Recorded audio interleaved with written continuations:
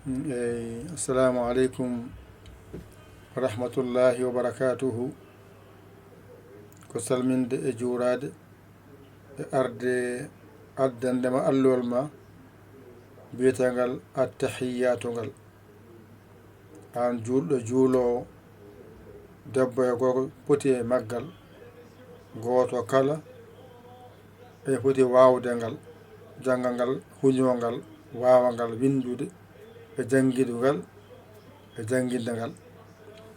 Ɗo noon woni to dow ɗo so ƴeewi dow ɗo henne winda toon ko attahiyatu lillahi azzakiyatu lillahi. Dow to ko inde nde attahiyatu winda dow ha ganda ko ɗum jangata. Joni noon jangen mbiyeten ko attahiyatu lillahi ɗum ɗo ay ɗum ha ɗo woni attahiyatu lillahi. Sa ɓeydi hen oɗo mbiya azzakiyatu lillahi. Sa addi oɗo tuggiɗo ha yetti ɗo mbiyata ko aɗɗayyibatu salawatu lillahi. Ngara ɗo assalamu alayka ayyuhan nabiyyu. Ngara ɗo wa rahmatullahi wa barakatuhu.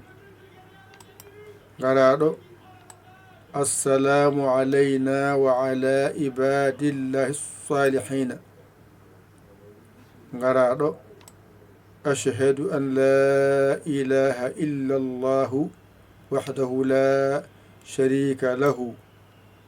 Ɗo haaɗi. Ngara ɗo wa ashhadu anna muhammadan abduhu wa rasuluhu. Gasi ɓeɗo ngara jangen ɗum law gotol. Tableau o nan ɗon kuccitene maggal mbeɗa haala oɗon ƴeewa bindi ɗi. Nde wonno ala ko woni ɗo e bindol komi hollano on. Alluwa ngal tan gandata mbawa. Bisimillah huɗɗen. Attahiyatu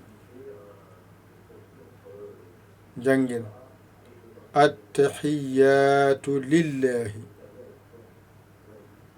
azzakiyatu lillahi jipoles aɗɗayyibatu salawatu lillahi jipoles assalamu alayka ayyuhan nabiyyu jipoles wa rahmatullahi wa barakatuhu jipoles assalamu alayna wa ala ibadillahi salihina jipoles ashhadu an la ilaha illa allahu wahdahu la sharika lahu jipoles wa ashhadu anna muhammadan abduhu wa rasuluhu.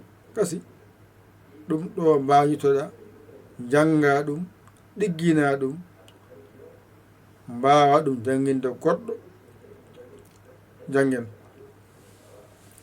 attahiyatu lillahi azzakiyatu lillahi aɗɗayyibatu salawatu lillahi assalamu alayka ayyuhan nabiyyu wa rahmatullahi wa barakatuhu ashhadu an la ilaha assalamu alayna wa ala ibadillahi salihina ashhadu an la ilaha illa allahu wahdahu la sharika lahu wa ashhadu anna muhammadan abduhu wa rasuluhu. Amten attahiyatu lillahi azzakiyatu lillahi aɗɗayyibatu salawatu lillahi assalamu alayka ayyuha nabiyyu wa rahmatullahi wa barakatuhu. السلام علينا وعلى عباد الله الصالحين. أشهد أن لا إله إلا الله وحده لا شريك له وأشهد أن محمدا عبده ورسوله. تمي yette kuɗi mon e karneji mon mbañiɗo janngon ɗigga on koola koye mon ƴewon mbawɗo ko sara makko o holla on o walla on jon laawol on nanji o nongi ɗo yimon walla on nodde en 00221 77 906 14 81 mbaɗa yaya mbaɗali jiyabo sabo walla an jiɗɗo nadde ndewaɗon wasaɓe kala indema yettodema min gara min jabtoma min kalama serɗeji ɗi haɗi beelma naata iɗa gacca ndeeƴa. wassalam. ko musidɗo mon guiɗo moɗon saabu Allah Yaya Ly Kola Sénégal. alhamdulillahi rabbil alamina on jarama. wassalam.